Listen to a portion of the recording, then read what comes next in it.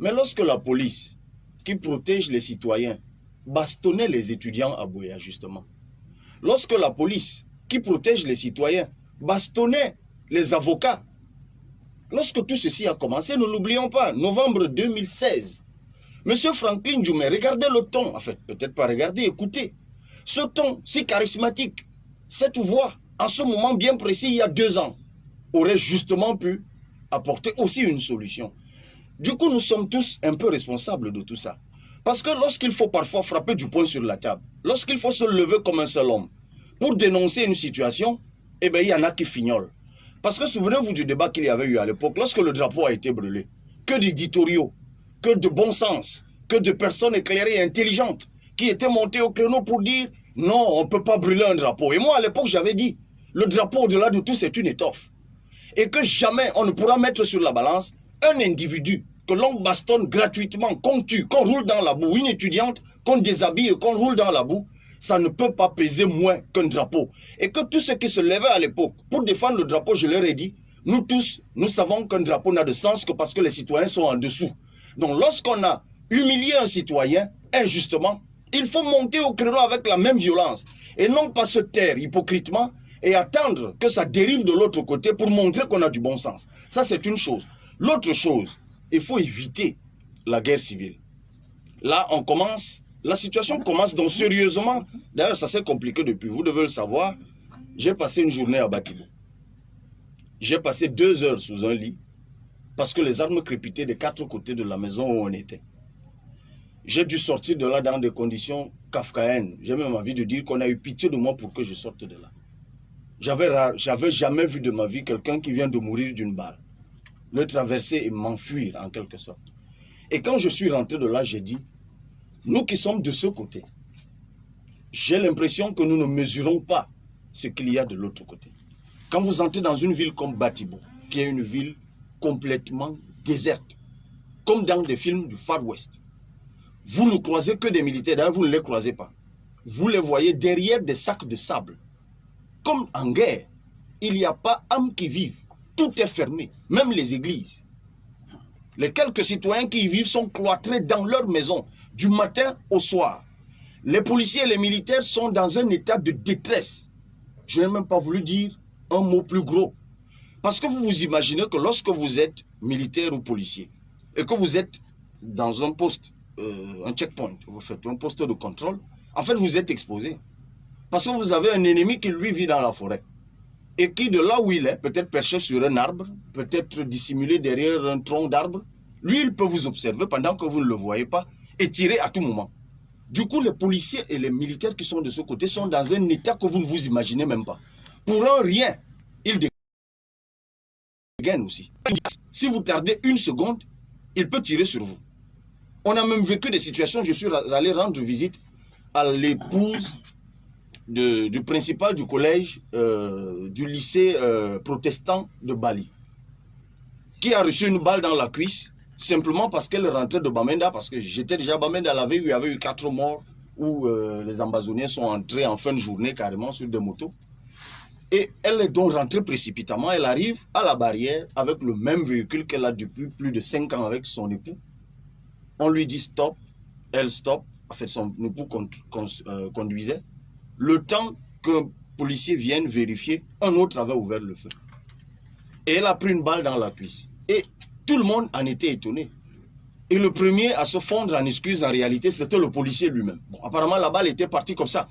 Et la dame elle-même m'a dit, au fond, je ne peux pas en vouloir à ce policier parce que j'ai vu ce jeune policier. J'ai senti dans son regard, d'abord la confusion, le regret. Et puis finalement, vous vous dites, ces gars, ils sont dans un état psychotique qui n'est plus normal. Donc, je lance encore un appel à l'endroit et des décideurs, et des populations, de tout le monde, mais surtout des décideurs, parce que on est dans l'impasse. Et la situation, c'est une situation, je pense encore que c'est par le dialogue.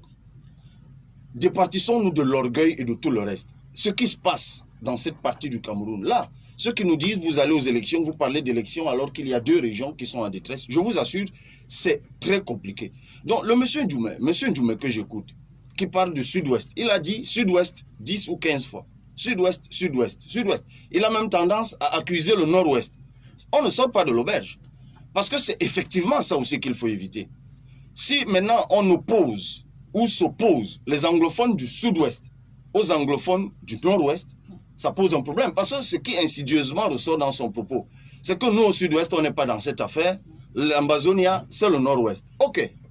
Mais en même temps, il souhaite la bienvenue à ses compatriotes bamileke, qui sont effectivement aussi et du nord-ouest et du sud-ouest, comme tous les autres d'ailleurs. Les communautés musulmanes dont il parle, il y en a aussi au nord-ouest.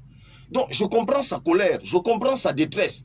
Et c'est ça qu'il vaut mieux retenir, surtout la détresse. Parce que dans la colère, il a dit un certain nombre de choses sur lesquelles il vaut mieux ne pas s'accrocher. C'est un humain.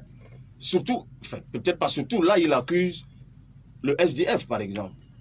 Il vous dit, aucun élu du SDF n'a subi ci, n'a subi ça. Non. Je pense qu'il faut faire attention à tout cela. Parce qu'en réalité, les victimes de cette affaire, elles se recrutent de partout. Mais maintenant, on ne peut en réalité disculper personne. On ne peut prendre la défense de personne. Mais c'est un appel aussi certainement au SDF. Donc c'est le fief politique. Eux aussi, ils doivent prendre véritablement leurs responsabilités. Mais cela, je suis sûr que c'est ce qu'ils me répondront, c'est que l'État doit aussi les aider. Moi, en somme, ce que je veux dire, et ça, je me réjouis du début du propos lorsqu'il parlait d'intégration. Le Cameroun, Cyril, n'est ni anglophone ni francophone. Là, quand même, j'ai envie de rejoindre le professeur Daniel Aboua qui a publié un ouvrage là-dessus, au moins en partie. Avant 1916, nous n'étions même pas germanophones. Il a fallu que l'Allemagne perde la Première Guerre mondiale et que le 4 mars 1916, nous soyons malheureusement un butin de guerre et que nous soyons partagés entre deux vainqueurs d'une guerre, la France et l'Angleterre. Et nous nous retrouvons aujourd'hui dans une situation parce que malheureusement ou heureusement, la langue est un vecteur. Quand vous vous exprimez en anglais, ben, vous êtes anglais en quelque sorte. Vous vous exprimez en français, vous êtes français en quelque sorte. Nous sommes durablement marqués par les deux systèmes. L'indirect rule d'un côté, l'indigénat de l'autre.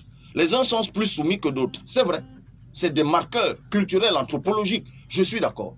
Mais chez les francophones, il y a les Bamileke, les Bassa, les Etoun, les Ewondo, les Mbamois. Comme chez les anglophones, il y a les Bakweri, les Magnou, les Widikoum, les Woum et autres, qui sont en réalité une mosaïque tout à fait comparable à la nôtre. Nous sommes une grosse mosaïque.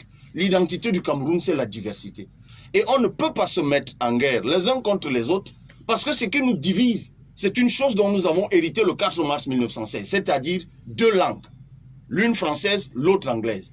Je crois qu'il faut, et c'est pour ça que je ne peux pas accepter, qu'on se mette aujourd'hui dans une situation nord-ouest contre sud-ouest. Parce que là encore, ça va envenimer davantage la situation. Et je condamne avec la dernière énergie toutes les dérives qui ont lieu dans cette affaire. Ce kidnapping dont j'entends parler désormais. Et quand je me trouvais à Batibo, justement, ceux qui m'y avaient amené me disaient, tu n'as même pas idée du prix que tu peux valoir. On doit tout faire pour que tu ne te retrouves pas en situation d'être kidnappé ici. Parce que, je sais pas, il me le disait à Ariane, on ne sait pas combien on pourra cotiser pour te sortir de là. Donc apparemment, c'est des choses qui se font. On kidnappe des gens, on prend des rançons. La criminalité est devenue gratuite. Aujourd'hui, enfin, vous ne savez même pas combien de gens meurent tous les jours. Et surtout que maintenant, aussi, je ne sais même pas, c'est un glissement qui est très dangereux. Dans une partie, notamment cette partie-là, vous savez, ils agressent même de moins en moins les populations. Et je peux comprendre le cri de M. Ndjoumé parce que en fait, c'est un cri économique, ville morte, Ghost Town et autres. Les véritables cibles depuis un certain temps, c'est surtout l'État, ceux qui incarnent l'autorité de l'État, les policiers, les militaires. Et si vous voyez les décomptes des morts et des blessés actuellement, même dans les réseaux sociaux, vous voyez un commissaire, un officier de police, un militaire, ainsi de suite. On ne dit même pas tout. Sans compter maintenant d'autres dérives, des personnes réputées complices, parfois qui sont étêtées carrément, égorgées, et ainsi de suite. Donc, et puis évidemment, les militaires qui eux-mêmes en détresse, lorsqu'ils peuvent éliminer, ils éliminent, lorsqu'ils peuvent tirer, ils tirent. Non. Moi, j'ai échangé avec des gens là-bas, et des chefs traditionnels. Tout le monde en a marre. Les populations, ils en ont marre. Les policiers eux-mêmes, les militaires, ils en ont marre. Je parle d'une chose que j'ai vécue. Et tous me disaient, écoute Cabral, c'est toi qui fais la politique. Comme tu rentres sur Yaoundé, tu as eu la chance, tu as vécu toi-même. Parce que quand j'y entré, les militaires que je croisais me disaient, toi seul, tu sais ce que tu viens chercher ici, mais tu verras ce que tu es venu chercher. Et lorsqu'ils m'ont vu rentrer, après Bali notamment, ils m'ont dit, ah tiens, apparemment tu as trouvé ce que tu allais chercher. Maintenant, rentre dire à tes camarades politiciens que nous, on en a tous marre. On veut sortir. Et tout le monde est unanime que la solution, elle est politique. c'est aux décideurs politiques, Cyril Bojiko, de descendre de leur pédestal, de se départir de l'orgueil, du mépris et de tout le reste, pour que le Cameroun soit sauf. J'ai envie de partager ce matin le cri de colère et le cri de détresse de M. Franklin Djoula. À quoi sert le compte d'affectation spéciale qu'on a créé au ministère de la Culture depuis l'an 2000, où on vire 1 milliard tous les ans. Tous les ans, oui, bien sûr. Des groupes comme ceux-ci, Oui. l'État devrait en faire des fleurons. Des fleurons. Oui. Des fleurons du label Cameroun. Et dans toutes les régions du Cameroun, dans toutes les ethnies, parce qu'en réalité, il faut un travail aujourd'hui. Il faut répertorier, il faut un répertoire de notre richesse culturelle, un almanach de notre identité, qu'on sache c'est quoi le babantou. C'est pour ça que d'ailleurs je pense qu'il faut reconfigurer les chefferies traditionnelles pour qu'elles deviennent des chefferies, des sanctuaires de notre culture. Quand vous voulez savoir qui est Babouantou, qui est le Babouantou, d'où vient-il, y compris le jeune Babouantou qui vient de naître. Oui. D'où est-ce que je viens, qui est mon père, qui est ma mère, quels sont mes ancêtres, quelle est notre mythologie, quelle est notre histoire, est-ce que nous avons des héros? Nous n'en savons strictement rien. Moi, je me demande, un jour je demandais à un des gars de mon équipe qui est du Nord, je lui ai demandé, on nous demande d'être intégrés. Mais Mokhtar, c'est son nom, je lui dis Mokhtar, je ne te connais pas, en fait. Tout ce que je sais de toi, c'est que tu es comment on appelle, après, Menganga, voilà. Oui. Il est de la Damawa. Je lui dis, Mokhtar, tout ce que je sais, c'est que tu es de Menganga. Mais en fait, je ne te connais pas. Parce que venir de Menganga, c'est venir véritablement de quelque part. C'est quoi l'histoire de Menganga? C'est quoi votre histoire? Qui était votre chef? Bon, il m'a dit Ousmane Danfodio. J'ai dit oui, frère. On l'a tous appris en histoire, mais je veux savoir quelle est ta mythologie. Parce que nous citons la mythologie grecque, nous citons la mythologie romaine. Vous savez, il faut aujourd'hui des films, des dessins animés sur nos héros, sur nos cultures. Il faut aujourd'hui des dessins animés sur les Mbamois, sur les Babouantous, sur les Bafoussam, sur les Widikoum. D'ailleurs, c'est ça qui va accélérer l'intégration. Vous savez, quand vous regardez Game of Thrones, par exemple, c'est une série très célèbre dans les réseaux sociaux, Game of Thrones. Ouais. Qu'est-ce que vous... Vikings, c'est une autre série. Qu'est-ce que vous voyez là-dedans? L'histoire de la mythologie irlandaise, l'histoire des Romains.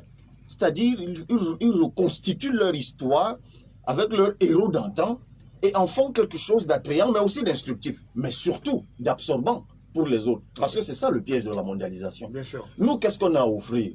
Nous aussi, nous devons inculquer ça à nos enfants. Il faut qu'en grandissant, nous sachions connaître l'autre. Par exemple, tu es d'où, Cyril Bojiko? Je suis de Bamboutos. Bamboutos. Ben, je voudrais connaître l'histoire de Bamboutos. Et je ne devrais pas faire trop d'efforts pour ça. Parce que s'il y avait un dessin animé sur l'histoire de Bamboutos, s'il y avait un film, ou des séries, où on parle de Bamboutos, c'est d'ailleurs pour ça, vous voyez, il y a des séries là qui sont diffusées dans des chaînes locales. Oui. C'est pour ça qu'elles connaissent beaucoup de succès. Oui, oui. Parce que souvent, elles reviennent sur cette identité. Exactement. Pourquoi les films nigérians connaissent autant de succès aujourd'hui? Parce que c'est leur histoire. Parce qu'ils racontent l'histoire du Nigeria, l'histoire de l'Afrique, partant. Oui. Donc, je pense que nous devons nous décomplexer. Ça a même influencé les femmes camerounaises qui portent des foulards à la nigériane. Mais voilà. Nous avons une façon ici d'attacher nos foulards selon les régions au Cameroun. Pourquoi Yemi Alade a du succès? Parce qu'elle est totalement africaine, cette musicienne. Oui. Et vous voyez aujourd'hui le succès qu'elle a dans le monde entier. Pourquoi Youssou N'Dour? Moi, j'ai eu la chance d'assister à Dakar. Je le dis parce que tout à l'heure en off, on commentait le balafon qu'il y a dans cette chanson que nous sommes en train de suivre. Oui. J'ai assisté à un concert fermé. J'y étais pour une expertise, on nous a organisé un concert fermé, on était 100. Dans un hôtel, Youssou N'Dour avec toute son équipe, 100 personnes. Je pense qu'on était maximum 10 Africains. Tout le reste, c'était des Blancs. Mais il faut voir le déploiement culturel de Youssou N'Dour. Il a ces gars-là, ils ont leur... le petit tambour qu'ils ont à l'aisselle. Mais ce gars... Quand il danse le malax là, vous passez 2 heures, vous sortez de là, pas les histoires qu'on dit farotage. C'est-à-dire, même si ton argent était caché où, tu vas le donner. Tellement c'est beau, c'est africain. Et tu te dis, mais tiens, au Cameroun, on pourrait faire ça. Que de se laisser aliéner. Donc voilà, en réalité, mais bon, comme on le disait tout à l'heure, il faut des gens qui croient en eux, qui croient au Cameroun, qui sont conscients de la richesse qui est la nôtre, parce qu'on peut industrialiser ça. Vous savez, ces dames qui chantent là, les Remé Stars. Mais voilà les sources de devises. Nous devons les vendre. Souvent, je regarde nos chaînes publiques que nous finançons, nous tous, vous et moi, et je me dis, mais quelle est la place du Cameroun dans tout ça? Quelle est vraiment la place du Cameroun dans tout ça? Il faut régler ce problème-là véritablement. Il faut vendre notre culture. Il faut qu'elle soit le creuset de notre identité. Et notre identité, c'est la diversité. Ah, merci beaucoup, Kaval Libi, pour cette incursion dans la culture. J'annonce également que c'est ce jour que commence à Berthois, le Festival des Arts et de la Culture. C'est jusqu'à samedi prochain.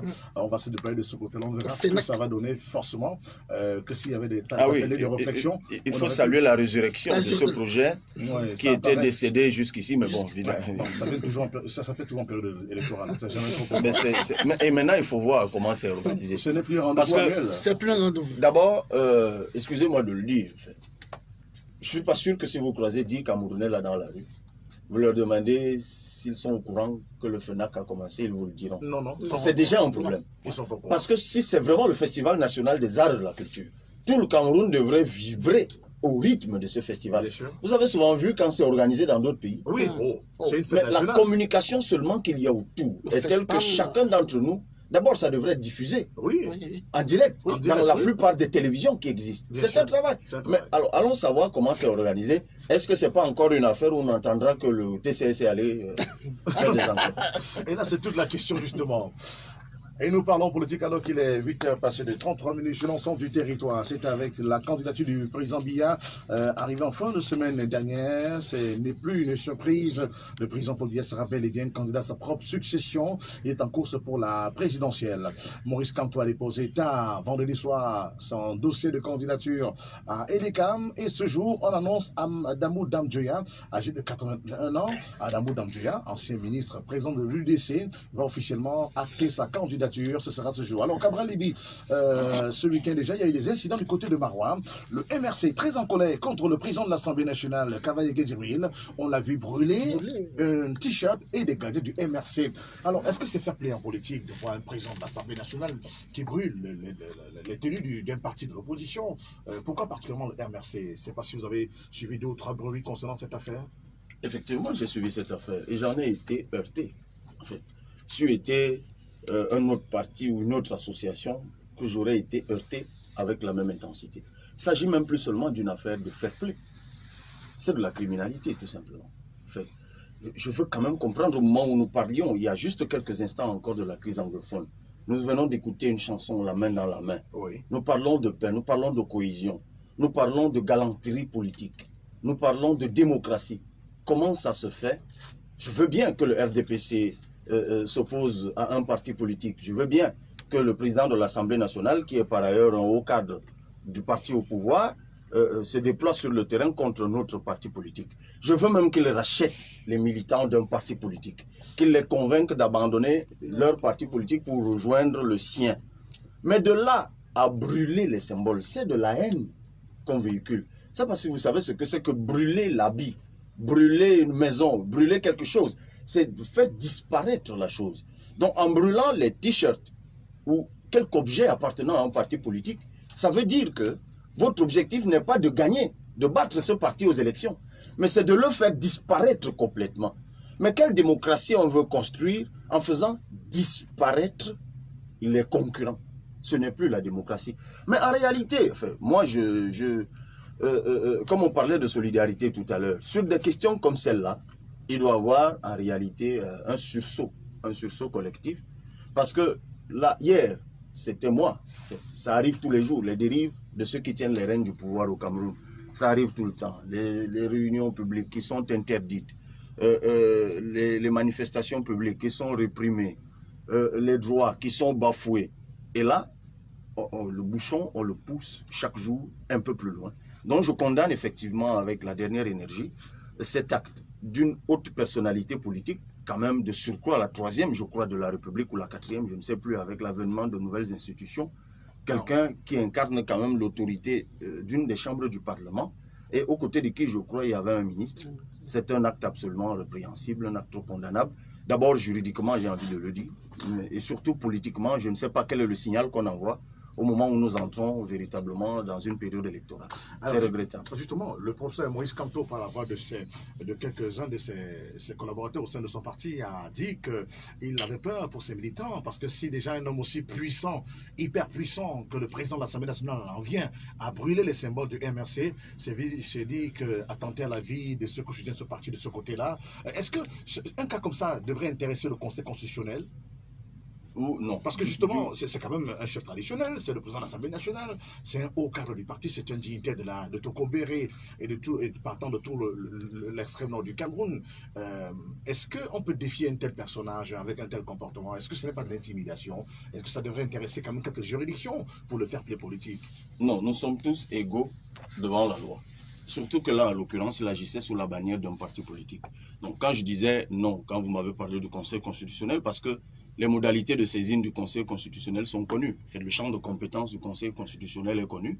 Il y a la question électorale, la question des conflits de compétences, la question de la constitutionnalité des lois. Mais a priori, le Conseil constitutionnel, qui est aussi l'organe régulateur, effectivement, du jeu politique et du jeu démocratique, doit même en réalité s'auto-saisir sur des questions comme celle-là et procéder tout au moins à un rappel à l'ordre au moment où nous avons... Parce que imaginez un seul instant les représailles de cela. C'est-à-dire que si chaque personnalité devrait s'autoriser ce type d'acte, ça veut dire que d'autres pourraient donc brûler les pagnes du RDPC, quelque part.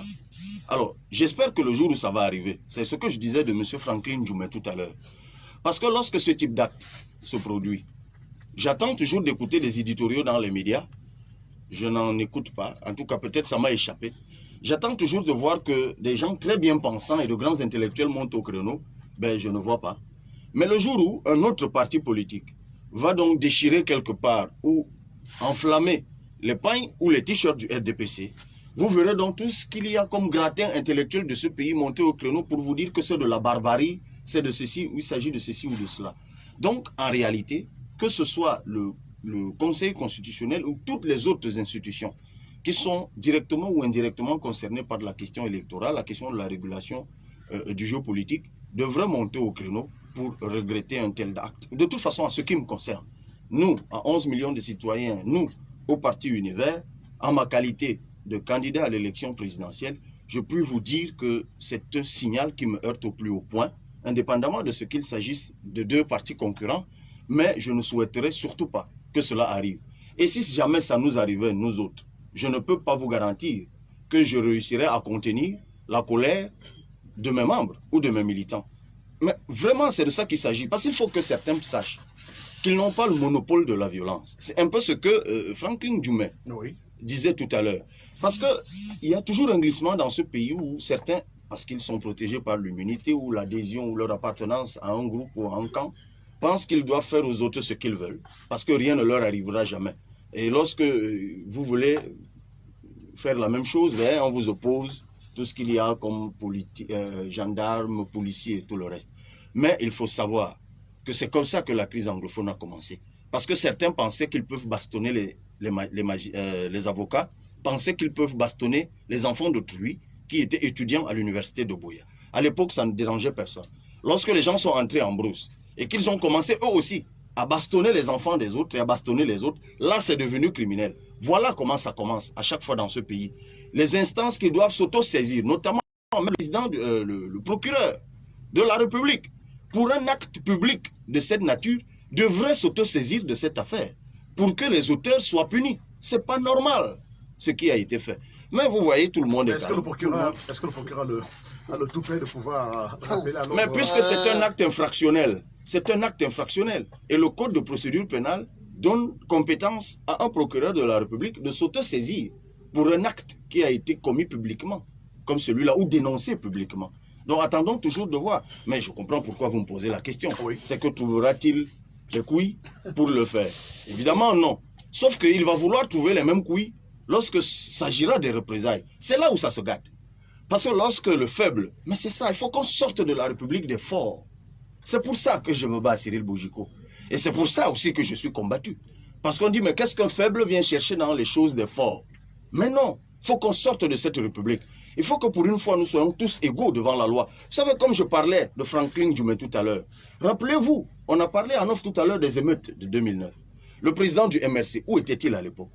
Il était ministre délégué à la justice. Et lorsqu'effectivement, les dérives qui ont été commises dans les émeutes de 2009, 2008. de 2008, Oui. ont été commises, et que les droits de l'homme ont été violés, et que des personnes ont été gratuitement battues, et tout le reste, je ne vous dirai, je vous apprends rien, vous étiez à Douala. À l'époque, qu'a-t-il fait? Évidemment, il se défend aujourd'hui, il était dans une situation où il n'avait peut-être pas voix au chapitre. Le devoir de réserve. Ouais, ben, c'est ça. Ah ben, je vous dirais donc que le magistrat, face aux agissements du président de l'Assemblée nationale, exerce donc son obligation de réserve. C'est de ça qu'il s'agit. De quelle réserve on parle, Cyril Bouchiko, lorsqu'on est dans des situations d'inhumanité? De quelle réserve on parle lorsqu'il s'agit de la vie humaine, lorsqu'il s'agit de l'humain? Même la réserve protège l'humain. Même la réserve protège l'état de droit. Mais il y a des situations devant lesquelles on ne peut exciper de rien du tout pour se taire.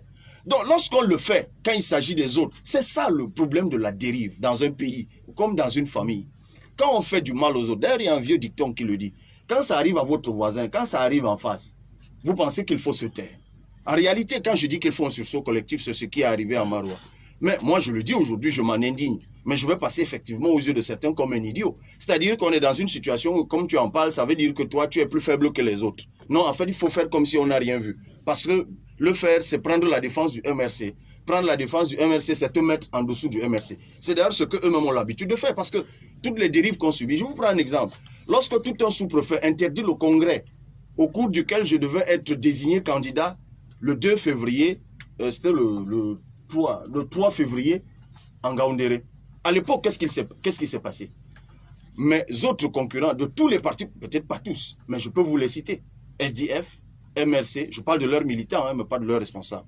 RDPC et autres, il faut aller voir ce qu'ils disaient dans les journaux et dans les réseaux sociaux. C'est bien fait pour lui. D'ailleurs, lui, il se prend pour qui? Pourquoi il va en Gaoundéré? D'ailleurs, ce sous-préfet a certainement raison. Les affaires de Cabral Libi, c'est un pion du régime. Il faut bien voir. Ils ont tous pris la défense de ce sous-préfet, y compris aujourd'hui ceux qui écrivent contre Paul Biya. Mais quelles étaient les raisons à l'époque? Le sous-préfet disait c'est précoce. La raison du sous-préfet, c'était que c'était précoce de me désigner comme candidat à l'élection présidentielle. Il a interdit. Une dérive grave, une violation grave. Lorsque nous avons saisi la chambre administrative, lisez aujourd'hui ce que certains militants du MRC disent tous les jours dans les médias. C'est que Cabral Libi veut s'enrichir sur le dos des Camerounais. Pourquoi ils ont demandé 300 millions de dommages et intérêts? C'est ce qu'ils font. C'est ce qu'ils propagent. Donc voilà, on est dans une affaire où, quand ça concerne l'autre, on ne se sent pas obligé d'être solidaire. Mais quand c'est nous, on veut la solidarité des autres. En tout cas, moi, en ce qui me concerne, je crois qu'il y a des terrains sur lesquels il ne faut plus amener des calculs politiciens parce qu'il s'agit de la République, il s'agit de nous tous. Parce que moi, je sais que ça m'est déjà arrivé et que je ne veux pas que ça m'arrive. C'est pour ça que je condamne avec la dernière énergie ce type d'agissement et que j'appelle les autorités publiques qui incarnent l'autorité de l'État à prendre leurs responsabilités pour punir ce type d'acte. Parce que moi, je vous le dis, Cyril Bouchiko, le jour où on brûle un t-shirt du mouvement 11 millions de citoyens ou du Parti Univers, nous brûlerons le t-shirt de celui qui l'aura fait. Cabral Libi, avec nous ce matin, on parlera dans un instant de la présidentielle. Pourquoi pas Yaoundé? Non, en fait, pour vous dire la vérité, à titre personnel, je n'étais pas partant pour le défilé. Mais c'était peut-être formidable. Parce que je considère que ce sont des parades. Et moi, c'est le travail de fond qui m'intéresse. Et je voyais les dépenses. Parce que quand il faut défiler, il faut faire des t-shirts. Donc j'avais dit à mes militants, écoutez, moi, je n'ai pas d'argent pour faire des t-shirts. En revanche, ceux qui veulent défiler, ben, qu'ils s'organisent pour ça. Donc j'étais le premier surpris à voir les images affluer de tout le Cameroun. Je disais, mais tiens, donc, ils se sont organisés, ils ont fabriqué leurs t-shirts. Ah, ils ont défilé. Ils ont défilé. Mais pour Yaoundé, je n'étais pas d'accord parce que je considère qu'il y a des gens qui se battent pour aller parader devant le président de la République au boulevard du 20 mai. Vous voyez quelqu'un qui fait défiler 3000 personnes, 4000 personnes devant le président. Mais c'est les mêmes personnes qui, lorsqu'elles sont passées, courent rapidement, se mettent en rang de l'autre côté, prennent le t-shirt d'un autre parti politique, viennent passer. Et je me suis dit, mais à quoi ça sert? Donc moi j'ai dit, première chose, je ne veux pas payer quelqu'un pour défiler. Je ne veux pas de parade.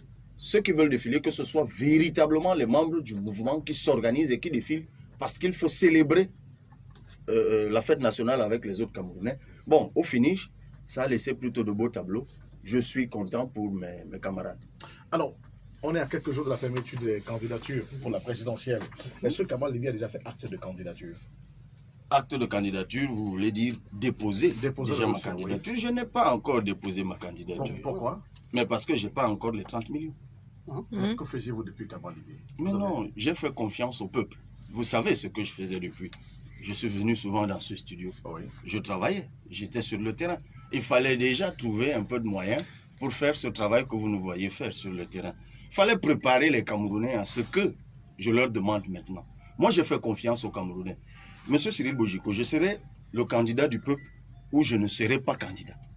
Voilà ma posture, ce n'est pas nouveau. Alors, que faites Je dis ceci. Comment faire pour être candidat du peuple? Parce que lorsqu'on voit tous ces jeunes qui ont rallié votre cause, qui croient en votre politique, en votre programme politique, quand on voit ces milliers de jeunes qui ont défilé devant le gouverneur de la région du littoral, ils certainement vous incarnez leur espoir d'avenir. Et si vous n'êtes pas candidat, n'est-ce pas un acte de trahison? Mais pas du tout. Ou d'incapacité? Parce que ces jeunes que vous avez vu défiler, oui, c'est déjà eux qui font des sacrifices pour que le travail de 11 millions soit fait sur le terrain. Vous avez lu tout ce qui a souvent été dit sur nous. Que nous recevions des financements d'ici ou de là. Parce que les gens étaient étonnés de voir, mais ces gens, d'où ils prennent l'argent pour faire ça. Bon, d'abord, nous, on n'avait pas besoin de milliards pour le faire. C'était d'abord nos efforts physiques.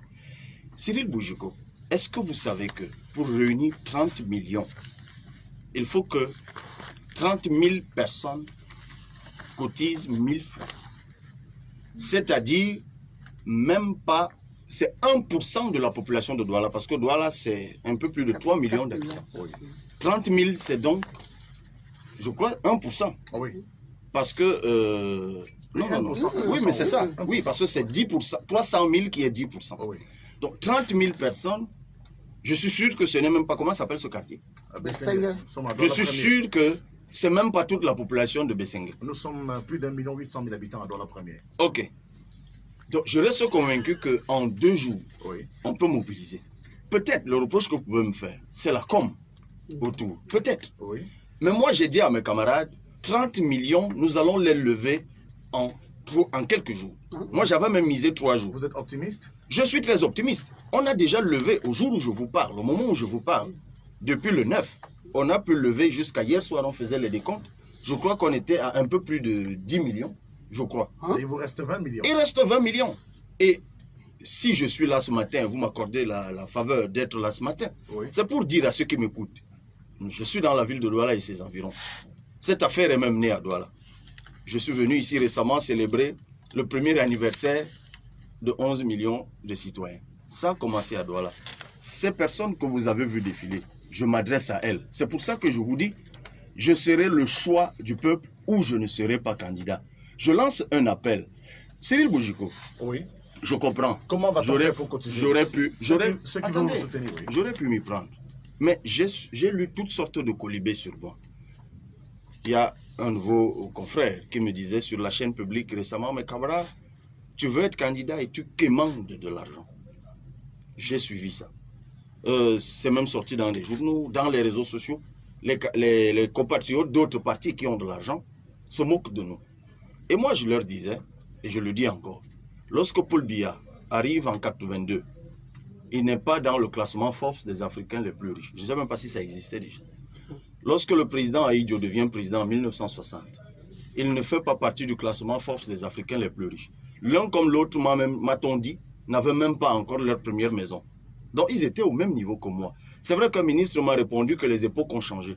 Mais qu'est-ce qui a changé dans les époques? C'est juste qu'on veut disqualifier ceux qui sont justement comme Ahidjo et Paul Biya il y a 50 ans.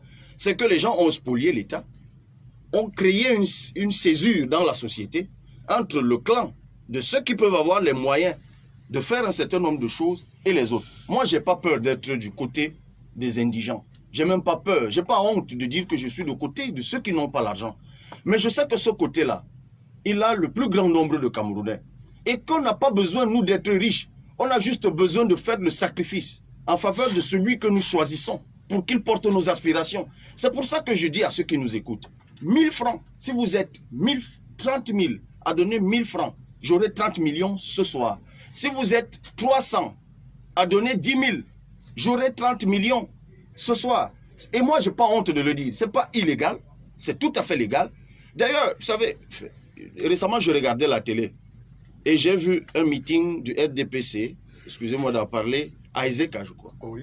Et puis j'ai vu sur la tribune, excusez-moi, des visages bien connus, des sénateurs, des députés, des ministres et anciens ministres. Et au bout, ils ont cotisé, je crois, 20 millions pour le président de la République. Mais pourquoi ça n'indigne personne que le parti au pouvoir cotise de l'argent pour celui qui n'en a même pas besoin? Je n'ai même pas besoin d'aller citer Barack Obama, qui avait demandé 5 $, 10 $. Vous vous souvenez, vous qui êtes très cultivé, de cette tirade de Hillary qui lui disait au début de la campagne, écoute Barack, là on est déjà dans des choses sérieuses, des gens comme toi, c'est pas fait pour des gens comme toi. Parce qu'il était le pauvre petit sénateur de l'Illinois, ancien agent social. Mais les Américains ont mis Barack Obama à un niveau tel que dans l'histoire des États-Unis aujourd'hui, il est la 3e campagne la plus financée de l'histoire des États-Unis. Par le peuple. Par le peuple. Et moi, je pense qu'il faut revenir. Moi, je veux être le John Frundi de 2018. Parce que en 1992, John Frundi était riche de combien de milliards? D'ailleurs, j'entends souvent les gens dire qu'il était bibliothécaire, enfin, je ne sais plus, libraire, ou quelque chose comme ça. Il y a des gens qui ont soutenu John Frundi, qui ont voté pour John Frundi, qui ne l'avaient jamais vu. Et j'entends dire qu'il avait même gagné les élections. Et qu'on les avait truqués pour qu'il ne gagne pas. Mais où est parti cet esprit de participation? Où est parti cet engouement populaire? Mais il faut réveiller ça. Donc ne me demandez pas d'aller embrasser le diable pour trouver 30 millions. Parce que ça aussi, je pourrais le faire. Mais oui, je peux sortir d'ici et faire ce qu'il faut pour avoir cet argent-là. Mais qu'est-ce que ça donnera? Moi, on m'a appris, l'éducation que j'ai reçue, c'est que la fourchette du diable est toujours plus longue que la tienne. Donc quand il a fini de piquer la patate, il peut piquer ton œil à un moment. Donc, je ne veux pas entraîner les Camerounais dans des compromissions que je ne pourrais pas supporter. Nous nous sommes préparés par les idées. Nous nous sommes préparés sur le terrain. Les Camerounais nous ont vus. J'ai fait 3 fois le tour du Cameroun, disant aux Camerounais, aidez-moi. Et je viens encore, merci pour l'opportunité que vous me donnez. Sans honte, mais avec fierté, dire à ceux qui nous écoutent, aidez-moi. Je veux simplement porter vos aspirations. Je n'ai pas l'intention, je ne pense pas. Et d'ailleurs, Cyril, pourquoi on veut disqualifier ceux qui sont comme moi? Mais dans ce cas, dites donc dans la Constitution que seuls ceux qui ont été anciens ministres, ceux qui sont hommes d'affaires, ont le droit d'être candidats à l'élection présidentielle. Mais que ce soit réservé à Kadjido Fosso, à Fosso Victor, à Nana Danpulo, puis je parle de Nana Danpulo parce que tout à l'heure, mais encore que, quand on dit CDC fait du thé, je sais que Nana Danpulo fait du thé, c'est pour ça que ça me vient à l'esprit. Maintenant, pourquoi on me disqualifie? Non, je ne me laisserai pas disqualifier. Et je reste convaincu, Cyril Bojiko, que d'ici demain c'est mardi, d'ici demain, on aura trouvé les 20 millions qui nous manquent. Et comment vous allez le faire pour trouver les 20 millions? Comment vont-ils se cotiser pour vous, Cabral Libye? Dans d'autres partis politiques, ils donnent des chèques, ils donnent au comité central. Mais vous allez faire comment? Est-ce que vous avez un compte? Est-ce que vous avez un moyen par lequel le Camerounais qui écoute maintenant et qui vous soutient peut envoyer ses 10 000, ses 5 000, ses 100 000, ses 30 000, ses 1000 francs? Alors nous avons créé des comptes associations. Et ça répond à votre question. Vous me demandez comment on s'est préparé. Ben, ça fait 2 mois qu'on s'est battu, on ne va pas se battre parce que c'est juste des procédures, à ouvrir des comptes associations à MTN et à Orange, ce qui sont les 2 sociétés de téléphonie mobile, excusez-moi de faire leur publicité. Non, ça ne gêne pas. Donc, ceux qui nous écoutent et qui veulent envoyer leurs 1000 francs, leurs 2000, leurs 3000, je peux donner le compte? Oui, bien Orange sûr. Money, le code. Parce que c'est un compte association, ça ne vient pas dans ma poche. Allez-y. Dièse 150, je reprends, dièse 150, étoile 4, étoile 7, étoile 160 447, c'est un code, étoile montant, étoile code secret, dièse. Je reprends, dièse 150, étoile 4, étoile 7, étoile 160 447, dont 160447, étoile montant, étoile code secret, dièse. Et je donne également pour MTN, c'est la procédure de ce côté relativement plus courte. Il y a un numéro de téléphone pour MTN pour faire le dépôt. 650 66 86 59. 650 66 86 59. Je peux même vous donner le compte bancaire puisqu'on a ouvert un compte. Bien sûr. Dans une banque de la place, tout comme je ne vous dirai pas ce qui s'est passé dans une autre banque de la place où on a ouvert le même compte, mais quelques jours plus tard, puisque semble que le responsable de cet établissement bancaire est un haut cadre d'un parti politique, ils ont non seulement fermé notre compte, fait même basse sur l'argent qu'il y avait. Et ils ont licencié la dame qui a ouvert le compte. Mais passons rapidement, puisqu'on parle de dérive. On parlait de t-shirts brûlés et de tout le reste tout à l'heure. Je préfère, je ne veux pas qu'on nous accuse de mauvaise publicité pour un établissement bancaire, donc je préfère ne pas vous donner le nom. Mais voilà les choses que nous subissons. Ça, on s'en occupe plus tard. Pour le compte bancaire qui est dans un autre établissement bancaire qui, lui, a quand même accepté, puisque c'est légal ce que nous faisons. Le numéro, c'est 056 59 70 10 01. 056 59 70 10 01. La clé, c'est 87. L'établissement bancaire, c'est Afriland. Afriland First Bank. Voilà. Donc, alors, vous l'avez compris. Maintenant, pour ceux qui n'ont pas eu le temps de noter et qui voudraient avoir ces coordonnées, ils peuvent aller sur un site internet, sur un compte Facebook. Comment faire? Bien sûr. Sur Cabral Libye officiel, c'est Facebook. Même si Twitter est devenu depuis quelques jours un réseau social très, très fréquenté.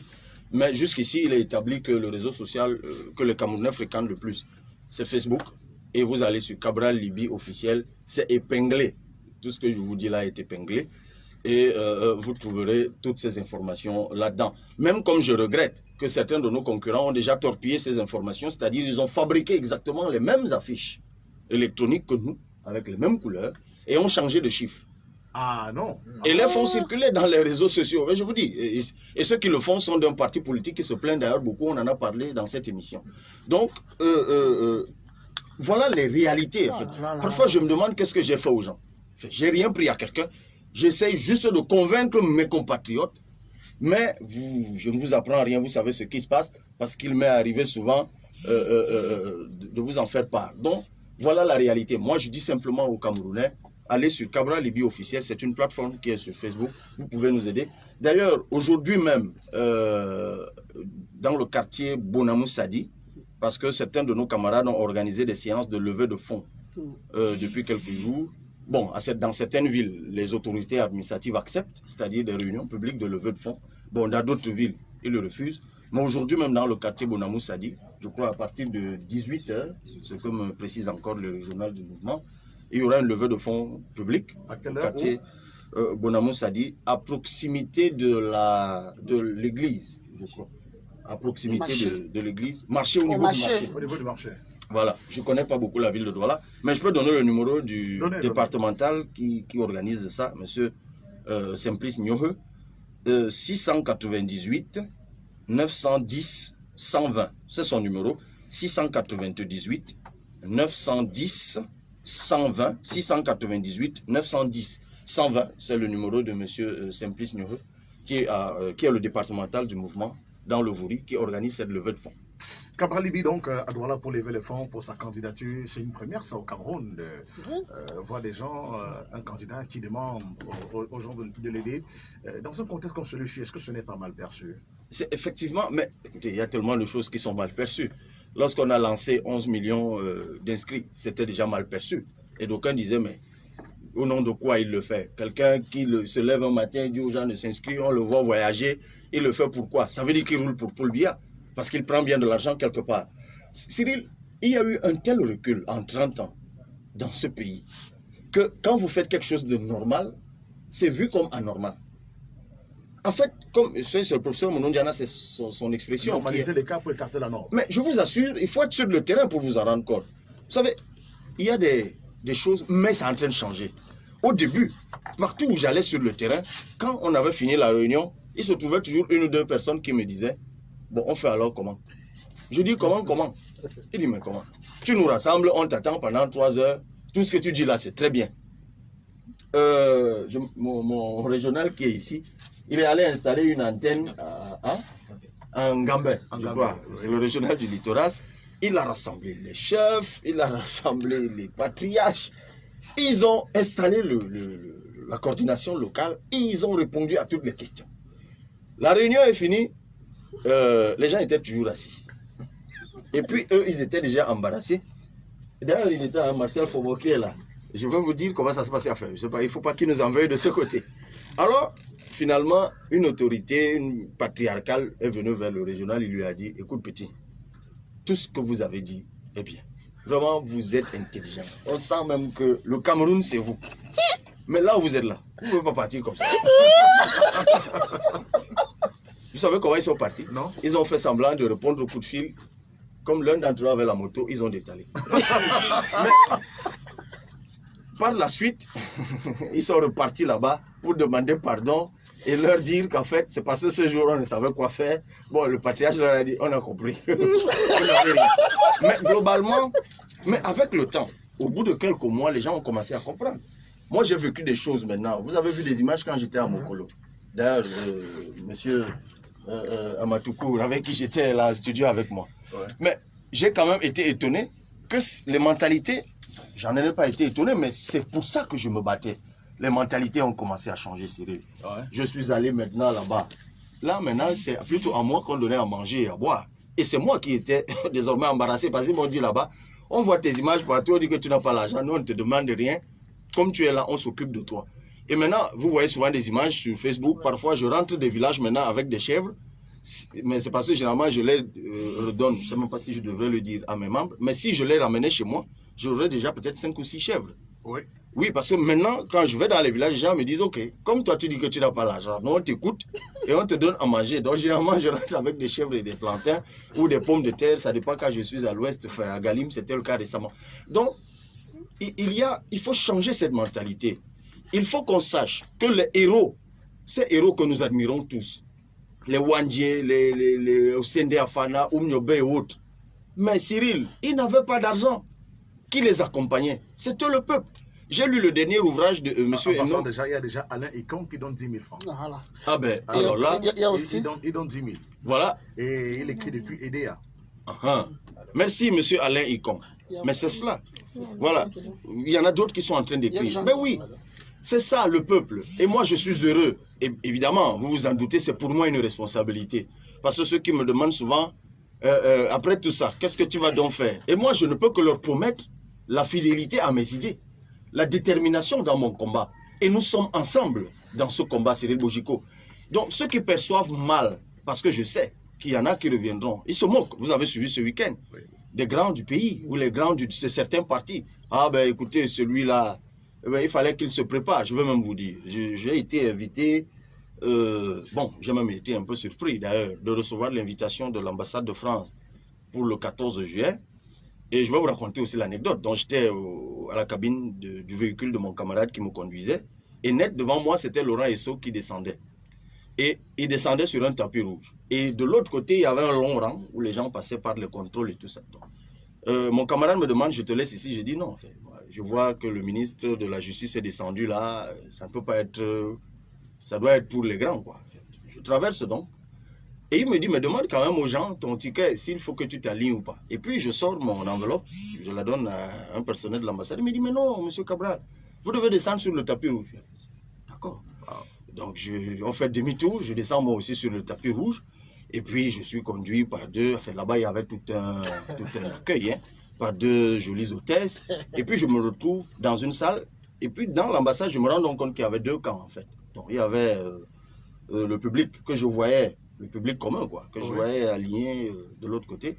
Et puis, les VIP. Donc, en fait, je me suis retrouvé, enfin, subitement, dans le carré où il y avait que les membres du gouvernement, ils étaient pratiquement tous là. Et puis, les ambassadeurs. Donc, en fait, ils avaient aussi invité certains hommes politiques pour être de ce côté-là. Voilà, je me suis retrouvé de ce côté. Et puis, et tous les ministres, 3 ou 4, pas tous, je ne vais pas citer leur nom, qui m'ont donc vu là au milieu d'eux. Ah, ben, c'était la moquerie généralisée. Oui. Ah, ben, monsieur Cabral, vous venez, nous avons appris que vous n'avez toujours pas l'argent de caution. C'est vrai ça? Ah. J'ai dit oui, monsieur le ministre, j'ai toujours pas l'argent de caution. D'ailleurs, ça tombe bien, comme je me retrouve dans le carré VIP avec vous. Vous êtes citoyen après tout, et que vous pouvez très bien, indépendamment de votre appartenance politique, ils se mettaient tous à rire, c'était l'hilarité générale. Et puis il y a l'un d'entre eux qui m'a dit, écoute Cabral, je leur ai pris l'exemple, le président Aïdjo, le président Biya, ils m'ont dit, c'est de là que le ministre m'a dit, écoute Cabral, les temps ont changé. Si tu veux désormais être président de la République, tu ferais mieux de te retrouver d'abord dans notre camp et de te préparer par la suite. Et je leur ai dit jamais, justement. J'ai aucune envie de partir de votre camp pour combattre votre camp, parce que c'est une idée reçue que vous avez fait circuler pendant longtemps dans ce pays, comme quoi, pour vous opposer à vous, il faut d'abord émaner de vous. Sauf que tous ceux qui sont tombés dans ce piège et qui sont venus vers vous, soit s'en mordent les doigts, soit ont été absorbés. Parce que lorsqu'on rentre dans votre affaire, on est compromis 2 jours après, et on ne lèvera plus jamais la tête. Résultat des courses, vous êtes hypocritement tous assis là. Vous priez le chapelet pour Kopol Biama, pour qu'enfin vous puissiez retrouver la liberté que vous permettra d'aspirer à certaines fonctions électives. Eh bien moi, si vous voulez vous m'aider comme tout le monde, j'ai mes comptes, j'avais mes papillons dans la poche quand même. Et je leur ai distribué ça, je leur ai dit, écoutez, nous avons nos comptes associations, faites-nous des Orange Money, comme tout autre citoyen, vous nous aidez. Mais si vous m'attendez dans votre camp, je ne viens pas. Donc, il y a cette condescendance-là, malheureusement, dans notre environnement, qui veut que pour aspirer, vous savez, c'est d'ailleurs un homme politique de très forte renommée ici à Douala que je suivais un jour à la télé, M. Elimbi Lobé, qui disait que celui-là, il n'a même pas encore été conseiller municipal, il avait même dit des choses plus méchantes, mais il veut devenir président. Ben moi, j'aime toujours rappeler que Donald Trump, j'ai fait des études et des recherches là-dessus, il n'a même jamais été chef de classe. Donald Trump, le président, même chef de classe, je ne dis pas, parce que ça vous le sauriez, il n'a jamais été élu sénateur ou quoi que ce soit. Je dis même chef de quartier. Ses propres entreprises ont fait faillite 3 fois. C'est après la 3e faillite qu'il s'est repris et qu'il est devenu le richissime qu'il est. Mais même lui, le Parti républicain a levé des fonds pour l'accompagner dans sa campagne. Donc je voudrais briser, je voudrais que le peuple se lève et que nous brisions déjà cela. Voilà.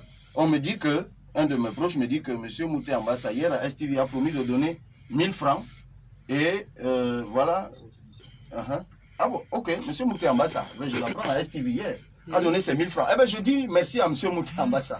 Donc, puisque mon régional était à STV avec Armand Oukol qui était pour le compte de notre action, ben, tant mieux, M. Mouté Ambassa. Mais ça ne veut pas dire qu'on est tous RDPC ou que j'ai envie de vous retrouver là-bas. Ma détermination reste intacte de remplacer votre président le 2 novembre prochain parce que je compte bien prêter serment devant les députés de la République. Alors, merci beaucoup Cabral Libby d'être venu. On rappelle bien sûr les comptes pour ceux de vos militants qui veulent contribuer. Il y a beaucoup de réactions sur Internet, énormément. Beaucoup. Ok, je vais rappeler. Et les contributions? La levée de fonds qui a lieu ce soir, 6 98 91 01 20. 6 98 91 01 20. Pour MTN, le numéro c'est 650, c'est-à-dire transfert d'argent. Vous tapez 650 66 86 59, 650 66 86 59. Et pour Orange Money, c'est dièse 150 étoile 4 étoile 7 étoile 160 447, c'est-à-dire 1 6 0 4 4 7 étoile montant, étoile code secret dièse. Je reprends pour une dernière fois si vous me permettez. Dièse 150 étoile 4 étoile 7 étoile 160 447 étoile montant, étoile code secret dièse. Voilà. Et pour le compte qui est Afriland First Bank? Alors, pour le compte Afriland First Bank, ils peuvent se rendre là-bas, ils demandent simplement le compte association. Comment oui, oui, 11 millions. 11 millions. 11 millions. C'est le nom de l'association. Vous y allez, Afriland First Bank. C'est 056 59 70 10 01 056 59 70 10 01. La clé, c'est 87. Merci à vous, M. Cyril Bojiko, pour m'avoir donné la possibilité de le dire. Il y a ceux qui sont à l'étranger qui demandent comment contribuer. Ils sont très nombreux. Alors, ceux qui sont, il y a 2 plateformes. Ah oui, c'est l'occasion de le dire. Il y a 2 plateformes.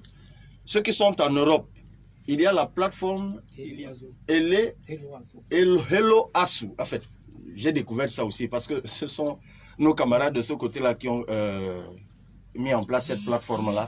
Hello Asu. Hello, c'est H-E-2-L-O-A-2-S-U.